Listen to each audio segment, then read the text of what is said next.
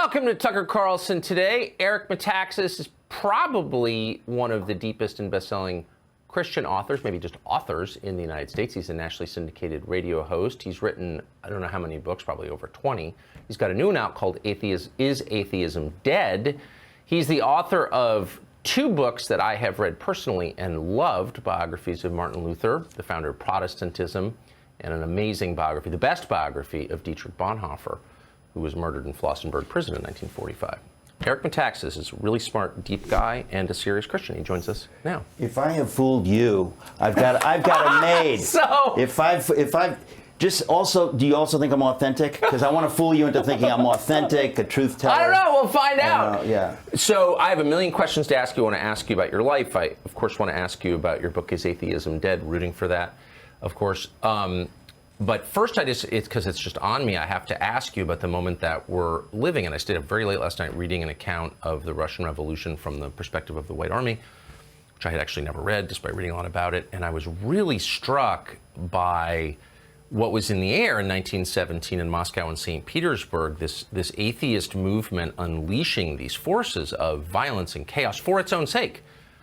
And some of it, I have to say, was recognizable in a disturbing way. So, speaking as a Christian who doesn't know much about theology, is not very interested, I can still feel that it feels like there's a spiritual component to what is going on. You're deeply grounded in this. I throw it to you. Is there? My take on where we are now the book that you mentioned, Is Atheism Dead? When I started to write that book, I wasn't thinking about where we would be today. Yeah. But it's kind of funny because God plans these things, right?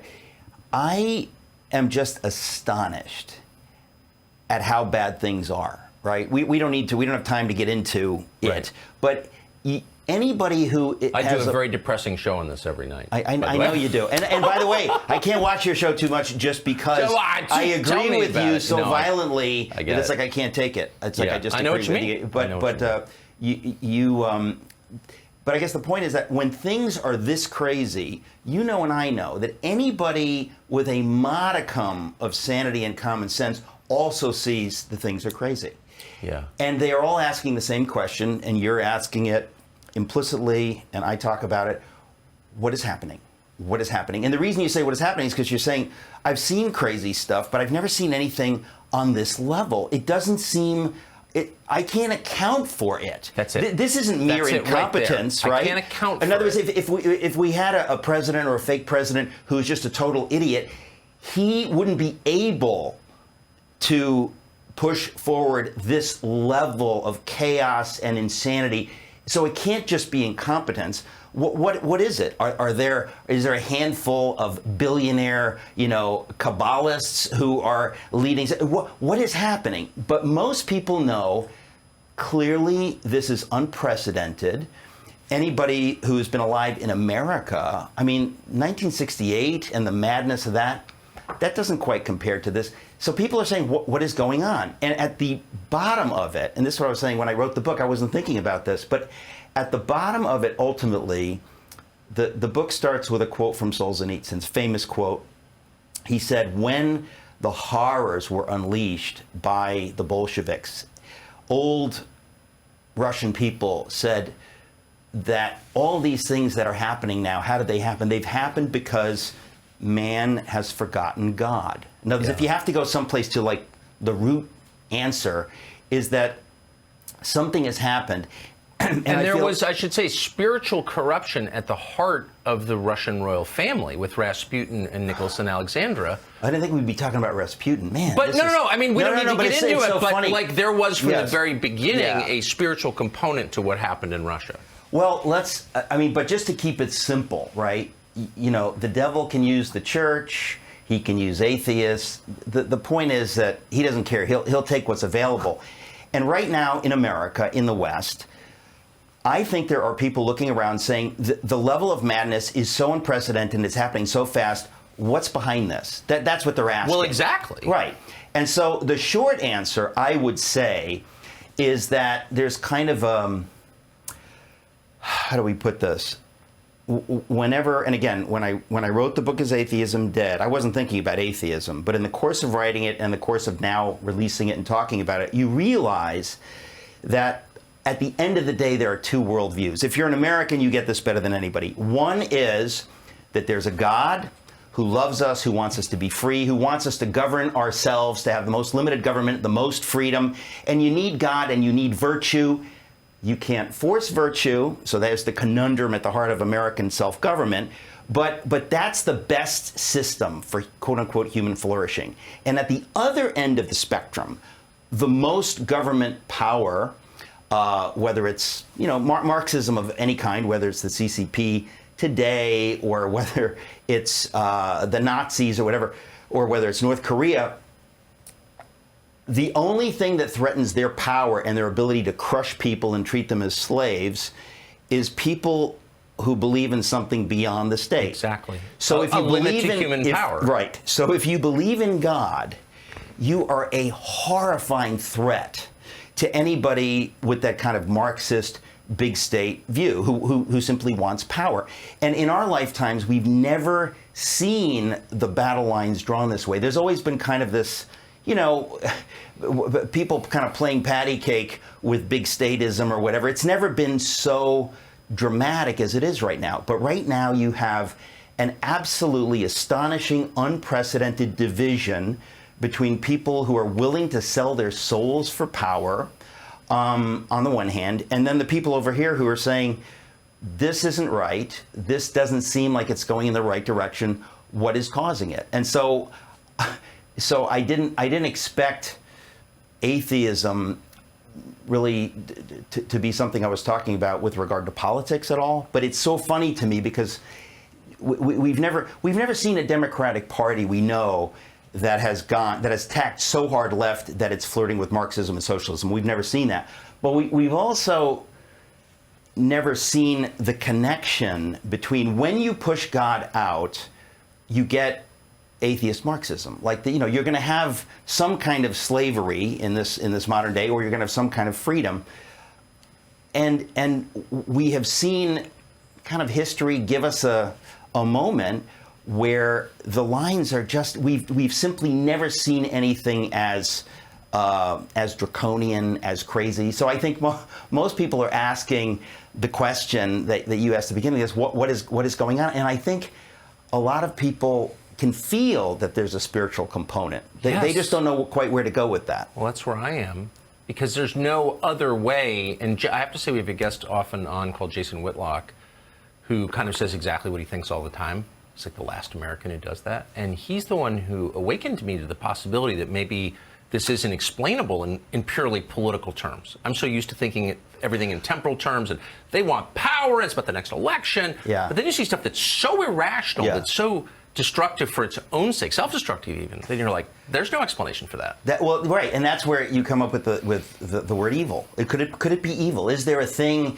that's worse than stupidity and incompetence and just bad ideas? Is there something behind it? It's kind of funny. There's a book, one of the books that really helped me find faith. It was, I guess I was 24. I graduated Yale, and I drank enough of the Kool-Aid to have drifted off into a kind of, tell me what I need to believe to succeed. Like I didn't know what I believed. I just knew that the conservatives and the Christians, they're bad, and so I don't want to. This was in the 80s already, right?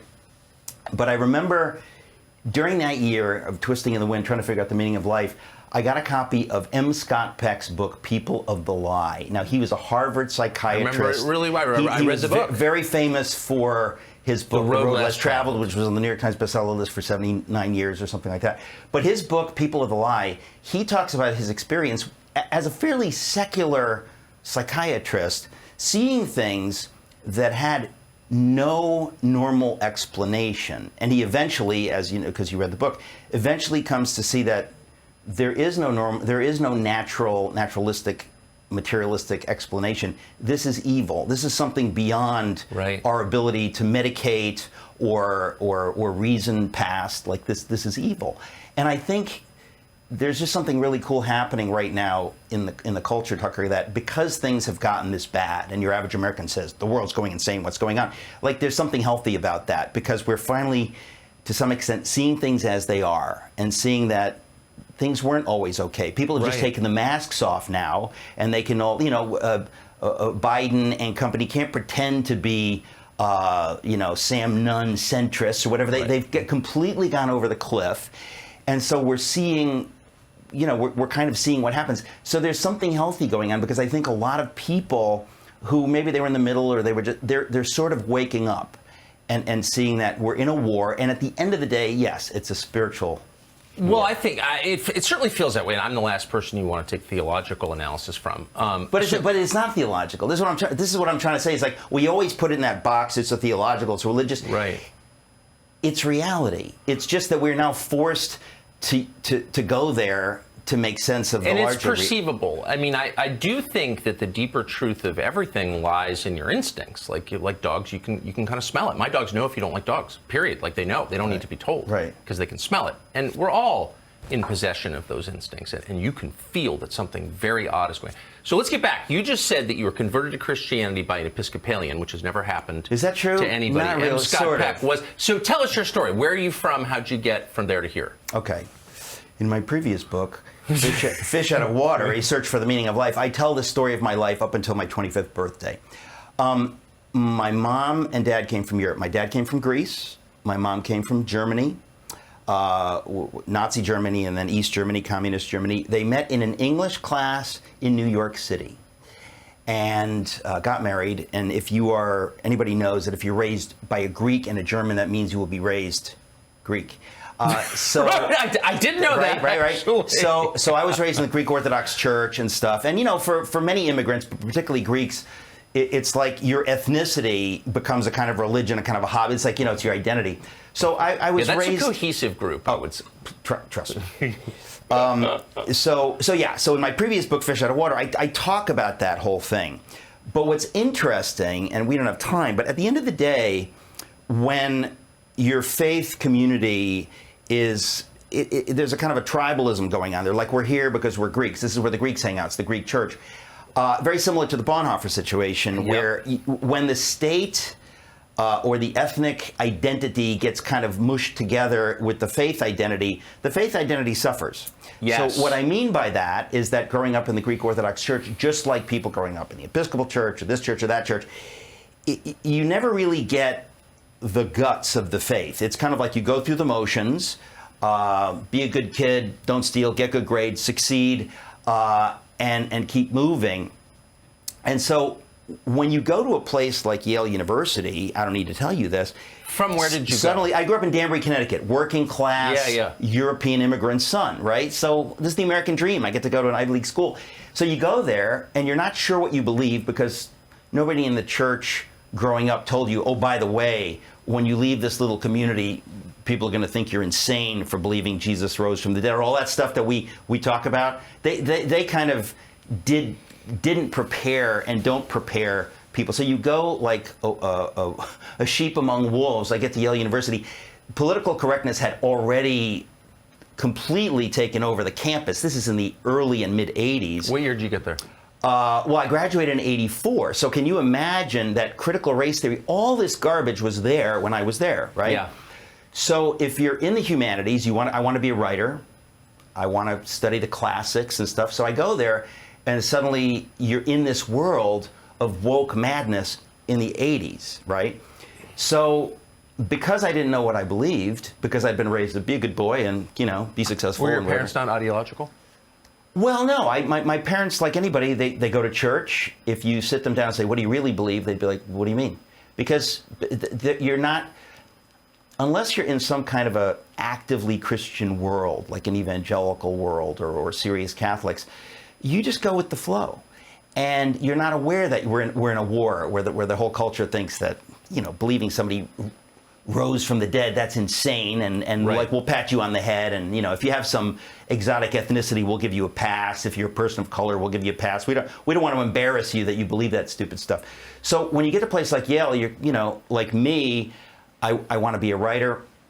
And you pretty much get the memo, this is not how the successful people think. They think those people are crazy. So Right. I sort of drifted. I graduated with awards for my writing and all this different stuff, and realized, okay, so now all my other friends are able to distract themselves from the big questions like what's the meaning of life by having really great jobs and working really hard. I I don't have a great job. I'm trying to be a writer, trying to write novels. And so I was thinking about this stuff and twisting in the wind. I lived in Boston for a while. I then moved back in with my parents in Danbury, Connecticut. And I always say, like, if you graduate college and you float and drift, it's like a mathematical theorem, like, or it's an axiom. You will move back in with your parents. So I moved back in with my parents. So here your parents are immigrants in Danbury. Working class immigrants who have the dream of sending a son to an Ivy League university. He comes back. You literally go to Yale and then you show up on their doorstep. And you show up at yourself like, hey. So my friends from Yale were, you know, their parents were like, oh, Eric's finding himself. And my parents would be like, Eric should find himself a job. Yeah. So it was a really painful year, but in that misery, my father wasn't going to let me hang around the house and pretend to write short stories, so I had to get a job. What can you do with a Yale English degree? Basically nothing. So I got a job as a proofreader at Union Carbide in Danbury, Connecticut. What year? This was 87. So it was post-Bhopal. Oh, I can't believe you're bringing that up. Sorry. We need to do 9 hours. Yes, it was so depressing. I mean, if you take somebody, I was the editor of the humor magazine at Yale. I write poetry. I write short stories. I'm the idea of putting me in that corporate environment under the best circumstances is pure hell. After Bhopal, it was like, so I am living at home with my parents, completely lost, and going to a job proofreading chemical manuals 8 hours a day. Like, it was pure hell. And in the midst of this hell, you talk about Episcopalians, there was a graphic designer who I kind of connected with. He'd bring stuff for me to proofread. He was clearly a born-again Christian who attended an Episcopal church. And we would start talking, and when I realized, like, he really believes what the Bible says, I was like, yeah, I was trained at Yale to avoid people like you. Like, you're crazy. You're a violent insurrectionist. You'll try to kill Nancy Pelosi on January 6th. I know people like you, so I'm going to avoid you. But I was in enough pain living at home with my working class European immigrant parents who were like, what happened to you? We sent you to Yale. We worked menial jobs so you could go to Yale. What do you do? So shouldn't be laughing. It's awful. No. Listen, I didn't come here to talk about my book, Fish Out of Water, but it's the funniest book I've ever written because it's all true and it's insane. It's a true story of my life, right? So that year was hell, but looking back on it, it's hilarious. It's insane. So in my misery, I began ever so slightly to open up to the idea of the Christian faith as conceivable, possible. But not too much. Don't get too close with that weird stuff, right? Well, around my 25th birthday, long story short, too late, I had a completely miraculous conversion, Jesus dream, that literally overnight changed my life. And I think anything less, I couldn't have an intellectual conversion. I was too inoculated against it. So I had a serious miracle dream. I went to sleep not knowing whether you could know if God is real. And I woke up, game over, I'm in. I mean, it's insane. What was the dream like? It's too long to tell, but it is actually, it kind of has Jungian elements. I mean, it's the sort of thing that if anybody else, the reason I wrote a whole book called Fish Out of Water is because you have to track my life up to that point so that when I tell the story, the dream, it makes sense. Because anybody who doesn't know my life, the dream would just be like a non sequitur. But God in the dream weaves three parts of my life together, utterly disparate parts of my life, in a way that it so blew my mind that there was zero doubt that this is God. This is not like a crazy dream. I had too much pizza. This was a mind-blowing, life-changing experience.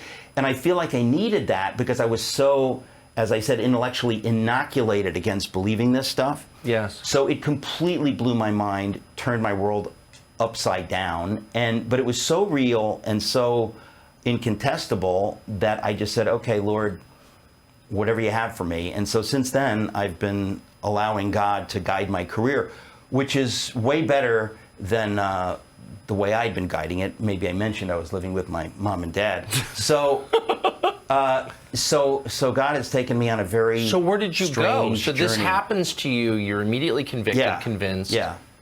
And so what do you do? Well, this comes to the thesis of my new book, Is Atheism Dead? I immediately realized, and you'll get this, the parallels are hilarious, that I live in a world where I now know this is true, God is real, the Bible is real, but I live in a world where all of the elites, the cognoscenti, all my friends from Yale, know that people who believe that are insane. So we have a problem. We have some dissonance here, right? For sure. So, in a sense, I immediately knew that God's calling on my life is to be a voice in the midst of this, to try to quote John Milton, to justify the ways of God to man, to use my various gifts as a writer and a speaker to try to help people make sense of what I believe and see, in fact, that, you know, not only is it true, but there is overwhelming evidence for its truth. It's not just like a philosophy. You mean the existence of God? Well, I mean the existence of God, and not just God, but, you know, the God of the Bible and all that stuff. In other words, even if you don't want to believe it, you're living in a world that pretends like there is zero evidence for it. And I'm here to say there's outrageous evidence. It's just that if you live in the world in which we live, and God forbid you go to a place like Yale, you will never hear that evidence, and you will certainly not meet people who believe it, because they've been kind of, Yes. you know, they were canceled before people were getting canceled. It's just, they're just avoided, they're just ignored. We live in a secular culture. We can't have that. You make a very compelling case. So, what did you do? Like, what was your first job? Okay, yeah. So to be more practical, so I had this moment actually where I remember. I mean, this is like, it is comedy, and it's in the book. I was at Union Carbide. I now know Jesus is real. All this stuff is real. What am I going to do now? And so I remember praying. Did you tell your parents, by the way?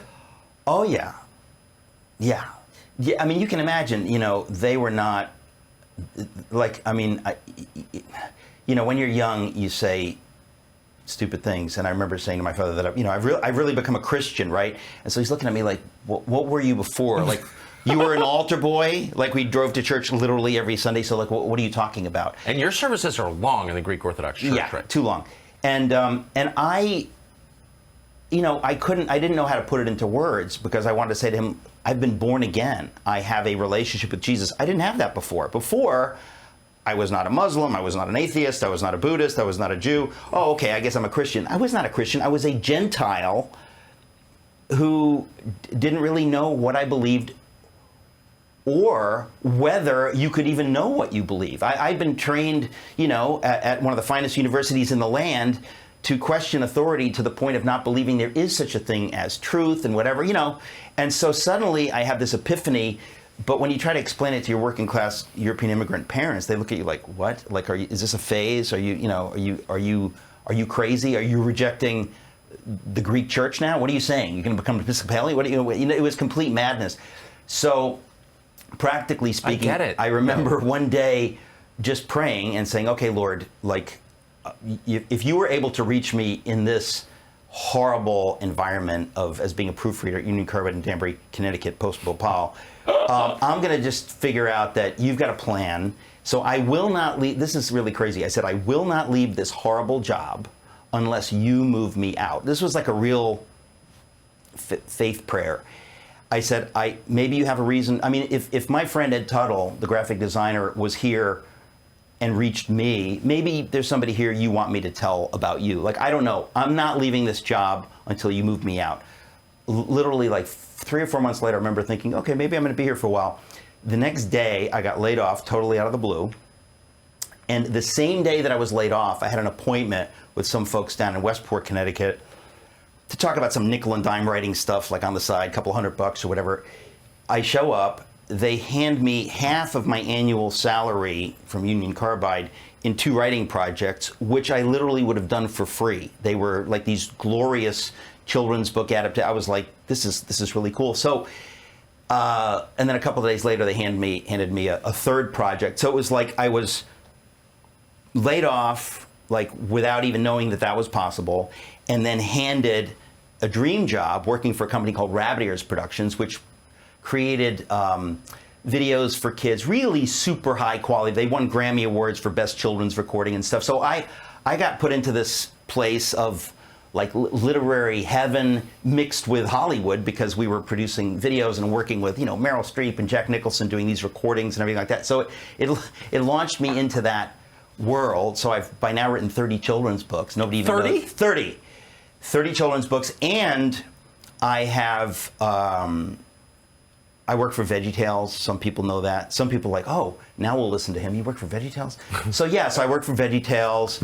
And so I had a very crazy career. I ended up working for Chuck Colson, who was a hero of mine. Man. I loved him like crazy. At So Prison Fellowship. I worked for him. And so I had all this kind of stuff going on. And it really wasn't until the last 20 years that I have, you know, found my métier writing a book. I've written 13, you know, non-children's books by now.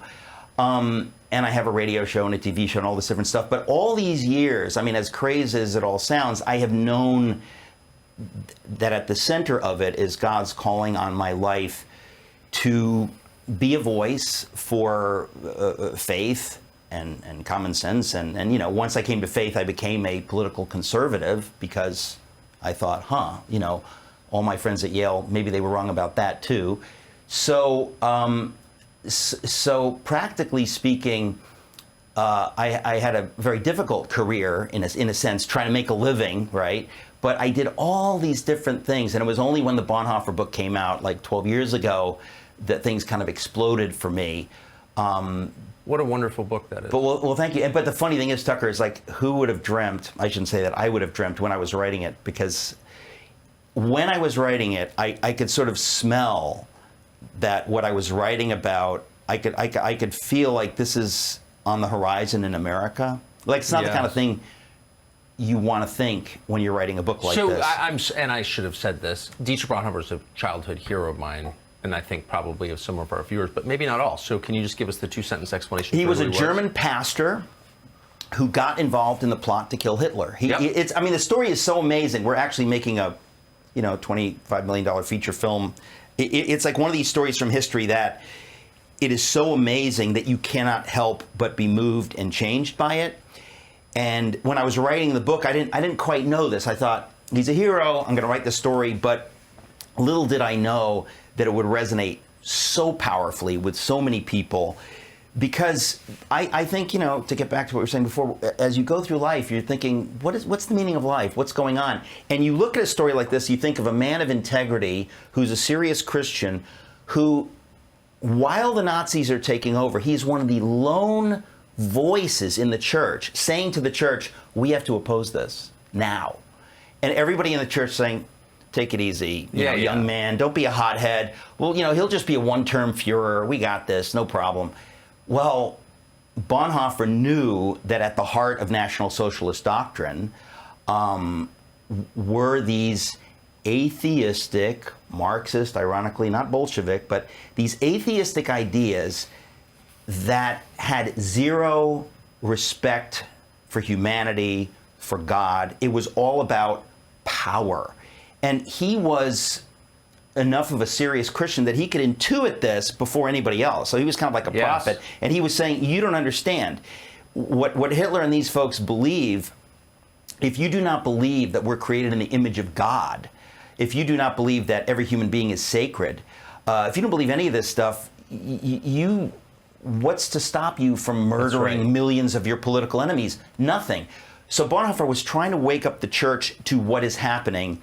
And the church, to some extent similar to today, said, you know, we don't want to get political. We just want to have our nice church services. So if we need to put a swastika flag outside the building, we just want people to leave us alone. So today, you know, whether it's a rainbow flag or a BLM flag, just tell us what we need to do so people won't burn us down and think of us as trouble. That's exactly what happened to the mainline church in Germany. Of course. And Bonhoeffer said, not only can I go along with this, I must do something about this, because he knew what was going to happen to the Jews. So he got involved ultimately in the plot to kill Hitler and his top lieutenants, and for that he was ultimately hanged by the Nazis. In the very final days. 3 weeks before the end of the war, 3 weeks before Hitler killed himself, Bonhoeffer was hanged by the Nazis at age 39, and just one of the most brilliant theologians who ever lived. But here's the key: he wasn't just a theologian; he was a theologian who had a personal relationship with the Jesus of the Bible. So this wasn't just head knowledge. He knew that it's about reality. Is this real? And if this is real, I need to be willing to stake my life on it. People have died for freedom, for truth, for whatever. So he lived out his faith. And so when people come across that book and read the story, you can't help but be inspired by someone who lived like that, because guess what? When you read it, you realize, oh yeah, by the way, I'm supposed to live like that That's too. right. And by the way, now I want to, because I've been so inspired. So it's kind of, that's the beauty. People think, oh, if only he had lived. And I think, no, this was God's plan, and that he has inspired a lot What of a people. serious, his book Life Together, the letters and papers, the letter mostly to his sister. Yeah.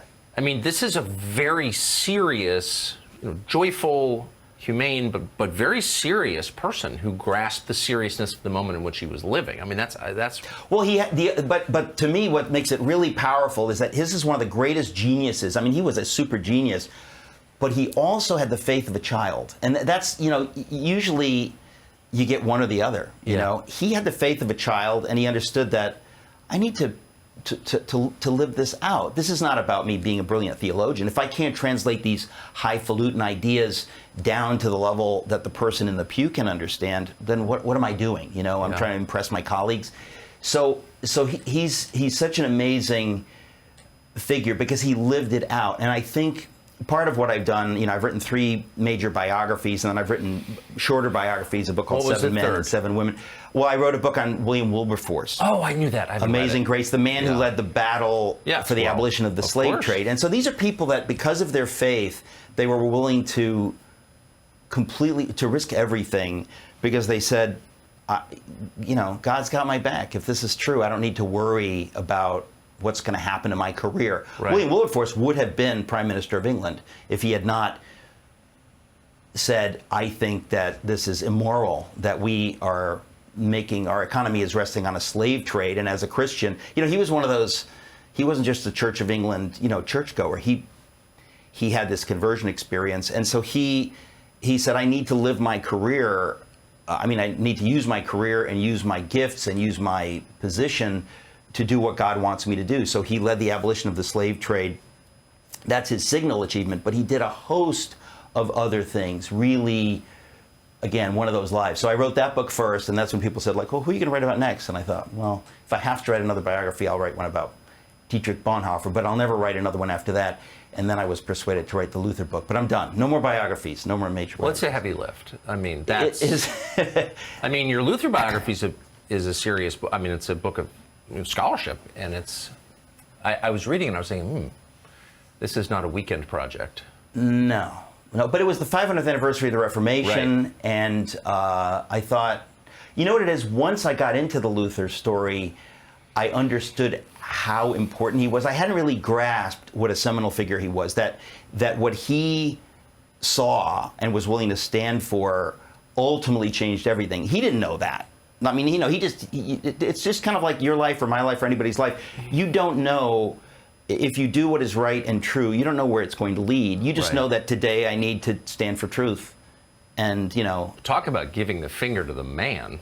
I mean, Martin Luther gave the finger to the man. But I'll tell you what, Tucker, I was thinking about this recently, that Luther, and you know this if you read the book, he didn't start out wanting to do that. I know. He started out wanting to help them. Of course, to Okay. reform this indulgence Okay. thing is insane. He Okay, kept so saying that. Yeah. so what happened to him, and I realize this because something similar has happened to me, and maybe to you to some extent.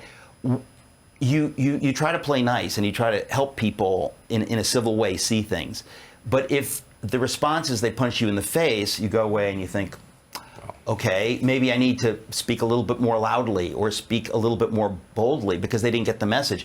And so in a sense, the absurd opposition, you saw this with Trump.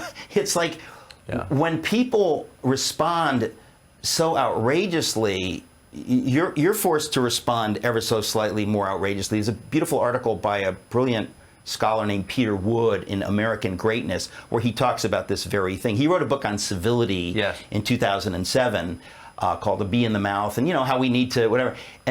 But he really was echoing. I interviewed him recently, where I have felt it's like, but as people are increasingly less civil or unable to have a conversation, you more and more realize I have to paint in bold lines. I mean, you know the famous Flannery O'Connor quote, right? That she wanted to.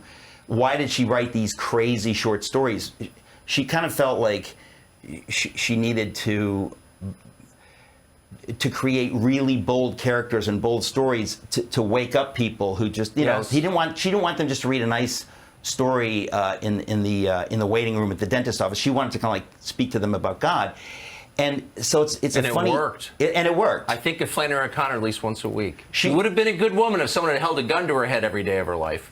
The single greatest line. Can I tell you? In any short story ever written. Listen, she is, Flannery O'Connor, because I've written so much humor over the years, there is nobody funnier. There are some things in her short stories that are the funniest things I have ever so dark read. And she was a serious Christian with tremendous literary gifts. But so, to get back to Luther, I just think that sometimes you realize they're not listening. I need to scream. I need to use hand gestures. I need to, and I think we're living in a time like that. And Peter Wood's article and his new book titled Wrath gets at this, where we're living in strange times. Some people don't want to hear about it. They just want to go on as things were before.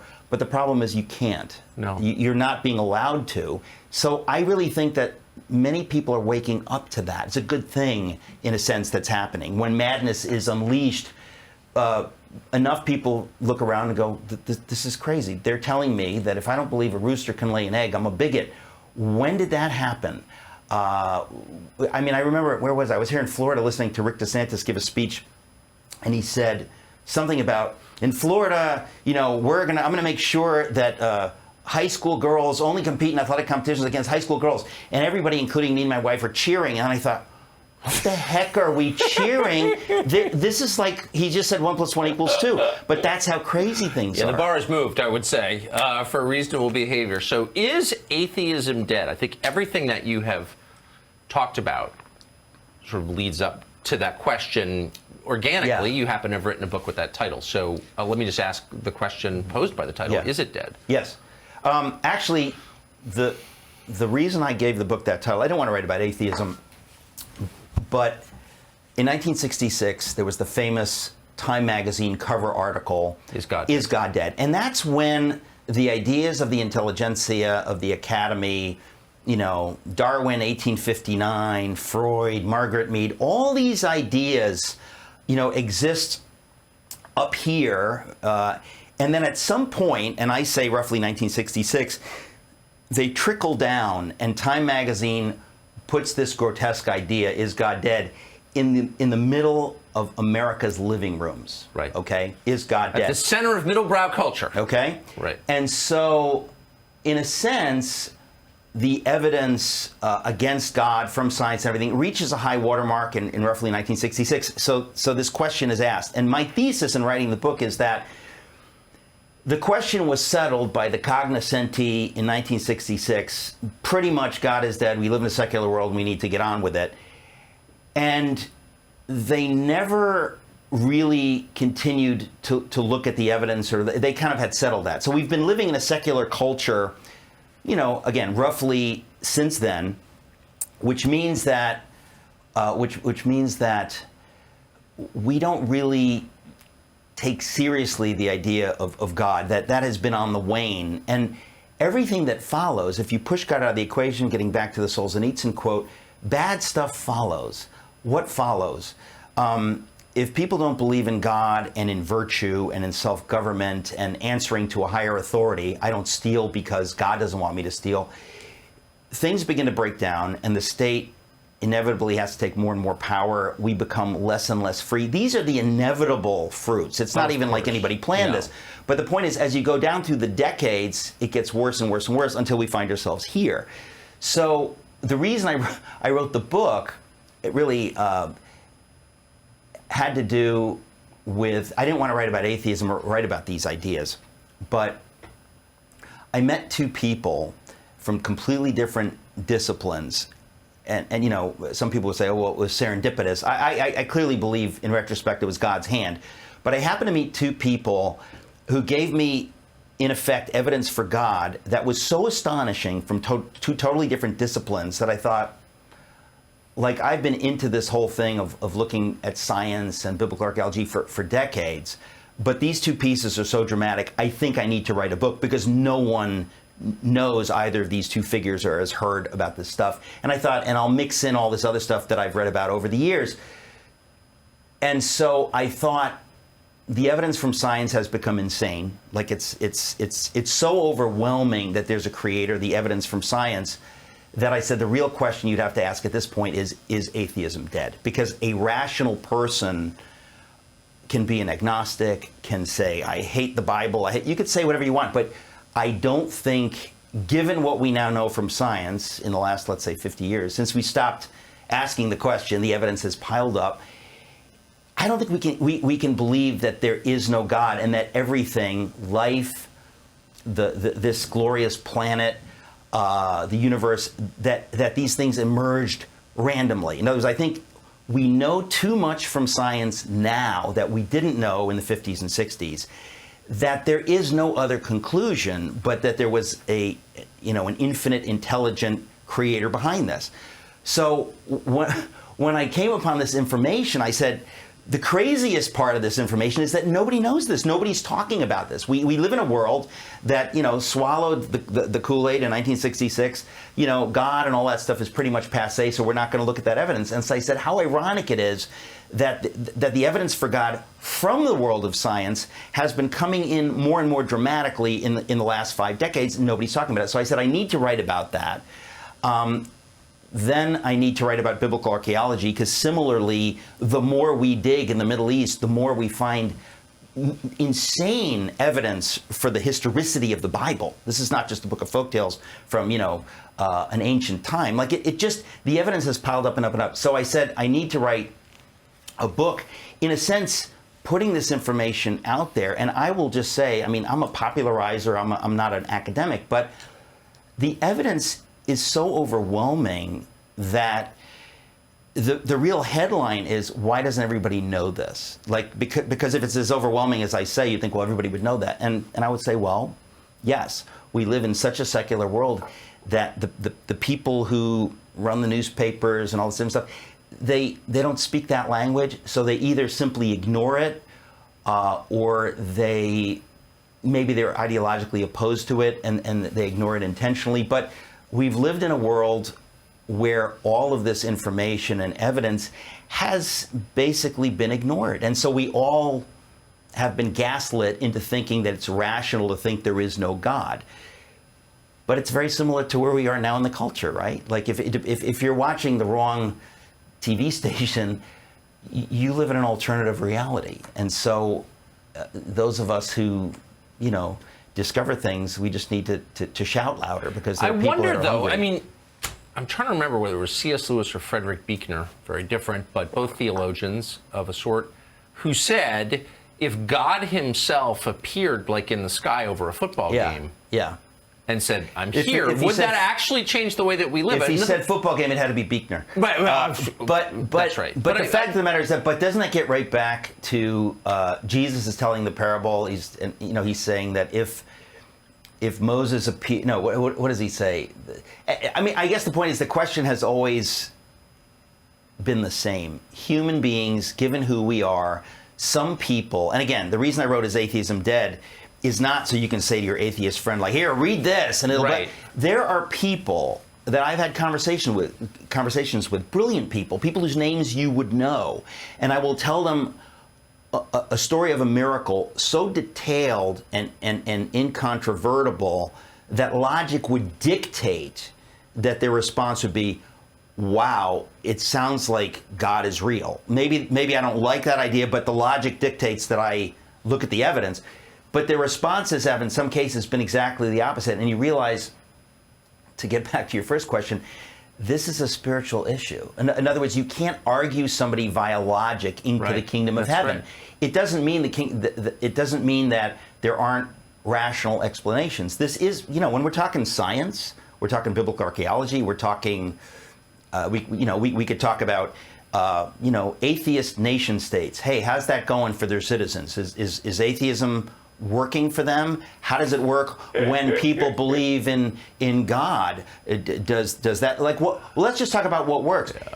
The point is that when you have these conversations, some people will hear it and go like, wow, that's exciting. I never heard that before. I want to know more. Other people go, it makes me uncomfortable. What are you having for lunch? They don't want to talk about it. But I thought I at least owe the people who are on the fence these arguments. And again, the argument from science, I don't mean to be so abstract. I mean, look, Christopher Hitchens, the most famous atheist of recent decades, was once asked in the back of a limo, somebody shoved a camera in his face, said, hey, you've debated all these people.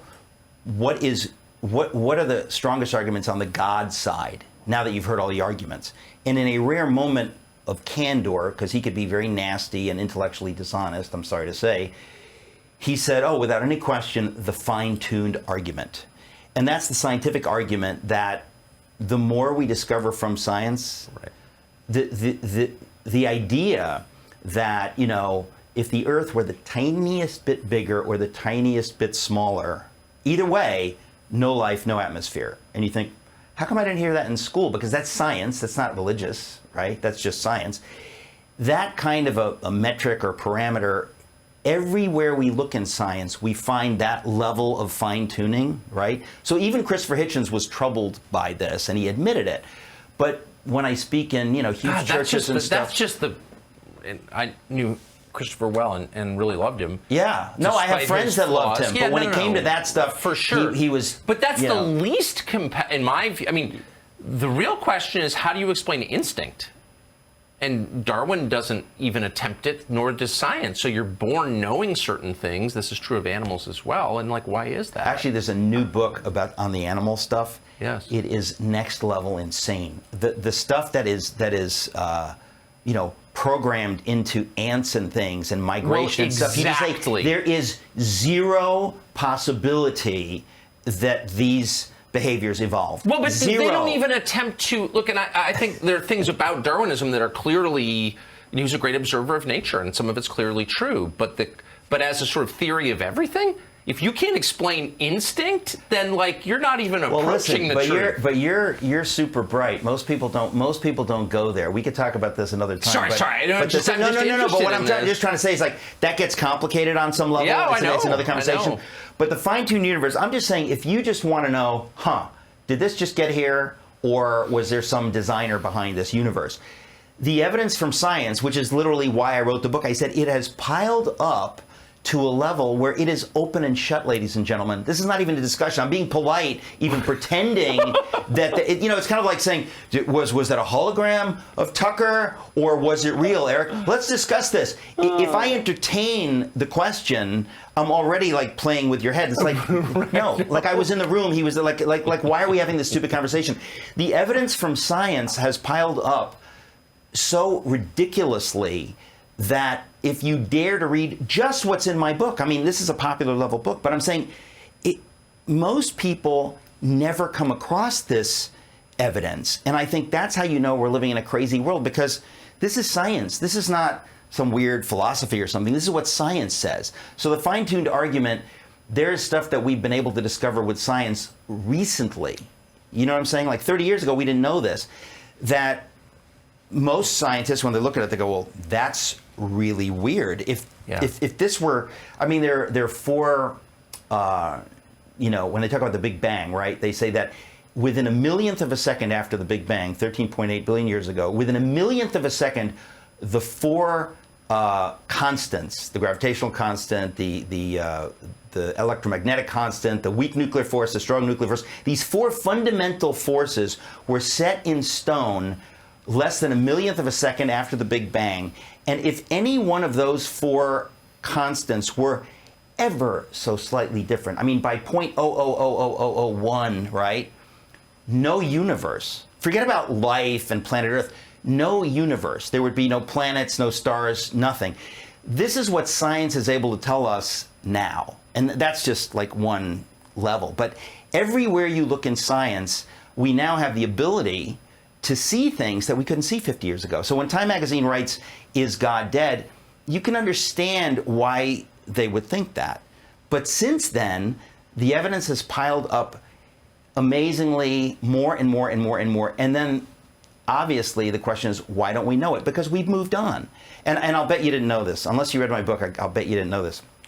I was looking at, what did different atheists say? And I was very flippant, as you can tell. Actually, no. I was very disappointed in the ability of folks like Hitchens and Dawkins to be intellectually honest about what they were discovering. They seem to have an animus against people of faith or about faith, and so they just kind of like attacked religion. Well, there's a shallowness at the heart of their critique. I would say, and with someone who has great respect for Hitchens. But that's the point. Yeah. And right. So I said, but what about the people whose atheism I respect? What about Jean-Paul Sartre? Yep. What about Albert Camus?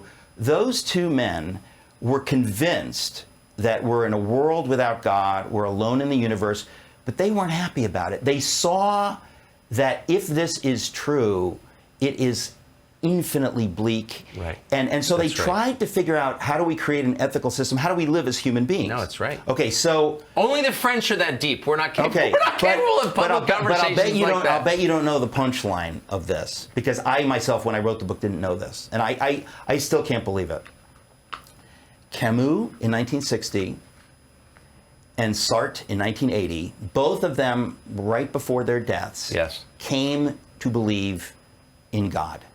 And I don't mean just in Sartre God, did? but probably. And Sartre is more documented. That's I think either it was National Review or something, like literally 1980 wrote about this. But he was,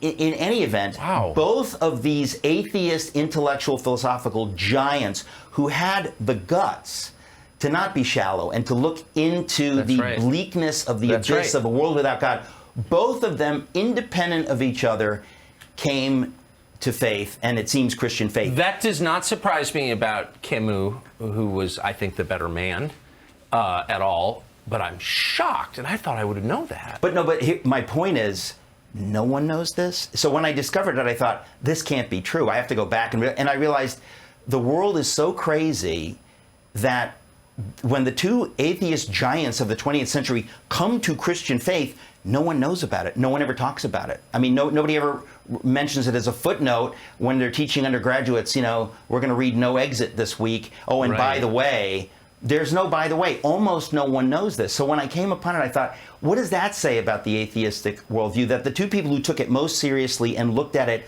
as unyieldingly as they did, both of them saw it can't be right, it can't be true, and at the end of their lives come to faith, and nobody knows about So it. can I just ask you, I mean, you have the First World War, probably the worst thing that ever, in my view, most pointless thing that ever happened in world history, destroyed European civilization. After that, you start getting like real atheism as a movement. Before that, was there ever any period in world history that we know about in which a large number of people professed atheism? Well, no, because it wasn't culturally possible. Because it's so stupid. Well, look, Like, it wouldn't even occur to people. but who? I think that literally the other day I finally read who it was who said some ideas are so stupid it takes an intellectual to believe in them. Yeah. I literally always It was forget who Paul it was. Johnson said that, I think. I believe it was Soupy Sales. I think you're wrong. But the point is that the idea of atheism is on many, many levels preposterous and laughable. Of course. But you have figures through history who believed it and talked about it. But the way information works and the way the media works and the way the culture works, it takes a number of things to make it fashionable. And it wasn't possible really for that to happen. I mean, look, you know this. It happened. I learned this from Peter Hitchens, that it was after the First War that the twin authorities of church and state had been so discredited Right. that the elites in Europe turned away from God and whatever. Yes. But that didn't happen in America really till the 60s and 70s. In other words, we were still enough of a Bible-believing country that it took Vietnam and Watergate for those things to come into middle American life. Clearly, I would argue maybe it began a little earlier in the Second World War, but whatever. But you're right. Well, I mean, yeah, you could trace it back infinitely. Between but I'm saying 1919 and 1941, yeah, this was a very religious country for sure. Well, right, and listen, it still is. But the point is that the intellectual elites, the folks that I went to Yale with, and the folks that you have been rubbing shoulders with, they live in a world that is secular, and that culture, that atheistic secular culture, it's taken decades and decades to trickle down. It took till 1966 till Henry Luce could throw it in the middle of America and say, "Is God dead?" I mean, nobody would have dreamt, nobody would have dared to ask a question, not just that preposterous, but that like offensive to most Americans. Is God dead? What does that even mean? Why are you asking that? People were stunned by it. Why are you asking that? But what I'm saying is that it's really since then that these ideas have found their way more and more into American life and made possible the madness of a drift toward atheistic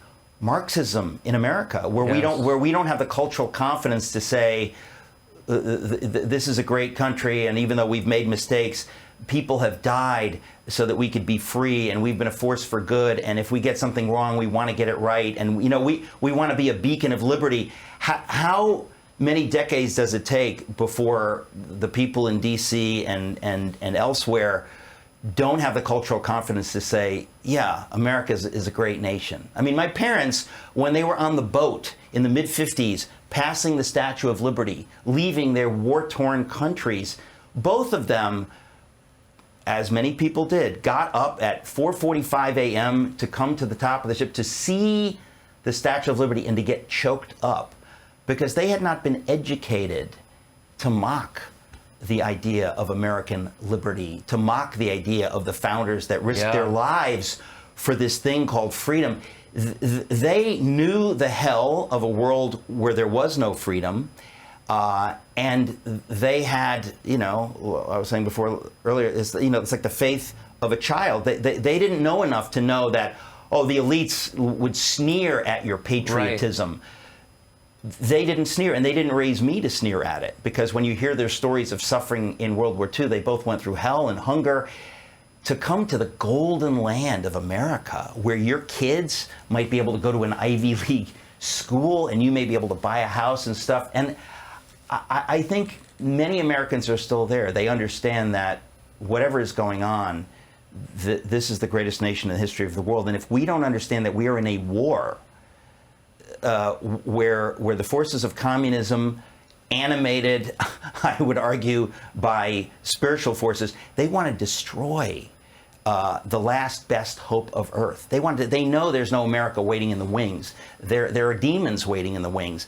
And so we're in a battle, and I think a lot of people have gotten a lot of encouragement from you and your willingness to talk about the stuff that other people aren't willing to talk about. But if we don't understand that every one of us has a voice, and if we don't do everything we can right now, 5 years from now, you won't have a voice. I agree with you that. Won't, whatever money you have that you can use to give to organizations fighting this now, you won't even have that money. That'll be taken away from you. So you're in a war, and you need to fight now.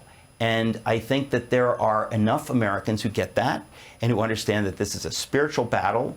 This is God versus the devil, freedom versus the communist Chinese butchering Uyghur Muslims for their organs. I mean, it's that nasty. It's the divisions are that clear. That's where we are. And so, suddenly talking about whether God is real is part of the conversation, because it's at the heart of all these questions. It is at the very heart, and I so appreciate your commitment to bringing the conversation back to the things that actually matter. Like, if you can't even answer what happens when you die, maybe you're not a very serious person. You know what I mean? But actually, lately I've been thinking about this. Like, I'm thinking, like, hey, folks, like, don't you understand that when all is said and done, what are the questions every human being has? What's the meaning of life? Where did I come from? Is God real? If he is, can I know him? Where am I going? Where am I going? These are the most basic questions. And what you're being told is, keep moving. Don't Just ask ignore those the basics, questions. don't think about Get stuff. a good job. I mean, I always say that when I was at Yale, it had gotten to a place where the message was clear. Everybody got the memo. We don't ask the big questions here. Yeah. Because we've sort of answered them already, and the answers are so depressing, we will lose our endowment and no one will give any more. So we will not address that. We will just tell you, get a good job, work really hard, and do not think about these questions. And in a few decades, it'll all be over. And by the way, on the weekends, there's like alcohol and sports. Whatever you do not think about these questions because the answers are so bleak and sick, you'll want to commit suicide. So have a good time, and we'll see you at the reunion. That's pretty much the memo. And as I said, because I didn't get a good job, because I want to be a writer, I had time to think about these things, and only by God's grace was I led to the answer. But I know that there are people still working hard to avoid these questions because they don't want to become like Tucker or Eric. They don't want to, they want to keep a good thing going. Tell me where do I... If you'd gone to Citibank, America would have been robbed of this conversation and so much of what you've done ever since. Really quick, we're over an hour. But it's been bugging me the whole conversation. I just have to ask, did your parents live to see you fulfill their hopes, as of course you have? When I get in the car to go to the airport, I'm going to call my mom and dad. Oh, and I'm going to wonderful. tell them that I was hanging out with Tucker and we talked about all these different things. My parents, my dad's 94, my mom's 87. Oh. It is the privilege of my life to be able to see them. I'll see them this weekend in Connecticut. I love them to death. And they have no idea. And I mentioned earlier my book, Fish Out of Water. My father, when I was writing the book, I'd call him up and ask him, can you tell me about that? I was getting details from my childhood and stuff. And he was worried. I find this hilarious. He was worried, like, you're not going to write about that, are you, Eric? You're not going to write about that. And I was like, Dad, like, you're 94. You're not going to lose your job because there's some anecdote in here. And by the way, you inadvertently, this is me and my father, you are the hero of this story. Like, I didn't write it but his picture's on the cover of the book. And it's a picture that my mother took. They were on a date at the Statue of Liberty in 1957. And she took a picture. It's a beautiful picture. It's the whole thing's crazy. But I say in the book, ultimately, that just by raising me and loving me, my parents gave me something which is an appreciation for America and liberty and right and wrong, that most Americans, because we've been so blessed in America, we've lost sight of how rare and magnificent American freedom is. And so my parents, by sacrificing and loving me and my brother, they end up being the heroes of this book. And it's so clear when you read it, but they, they're too humble to get that. But my dad and my mom,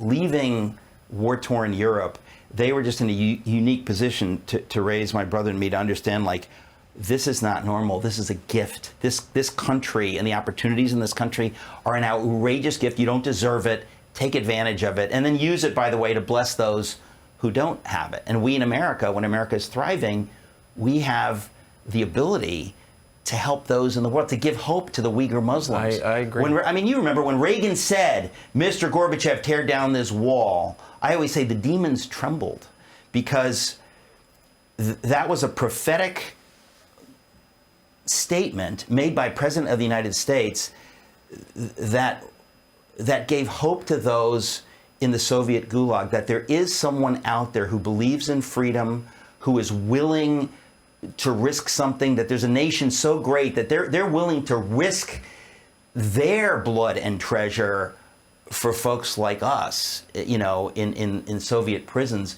And so these questions, it's the same thing over and over again. And if I can do my part to remind people of these things, I feel really honored, and I'm really thrilled to be here talking to you. Really enjoy you, and I'm very proud of you. Eric Metaxas, thank you. Tucker Carlson today is the name of the show. New episodes every Monday, Wednesday, and Friday on Fox Nation. Needless to say, we'll see you every weeknight, 8 p.m. on the Fox News Channel.